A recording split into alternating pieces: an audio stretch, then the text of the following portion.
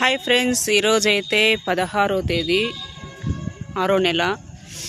చూడండి మా ఊరంతా ఈరోజు ఎంత హ్యాపీగా ఉన్నారో.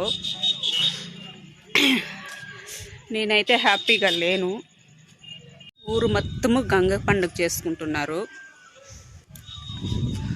అసలు నాకైతే కొంచెం కూడా హ్యాపీనెస్ అనేదే లేదు. ఎప్పుడు గంగ జాతరకి హ్యాపీనెస్ అనేదే ఉండదు. అందరూ హ్యాపీగా ఉంటారు, కానీ మా ఇంట్లో మటుకు హ్యాపీనెస్ ఉండదు. ఎందుకంటే దానికి కారణము మా ఇంట్లో ఒక ఆమె ఉందిలే.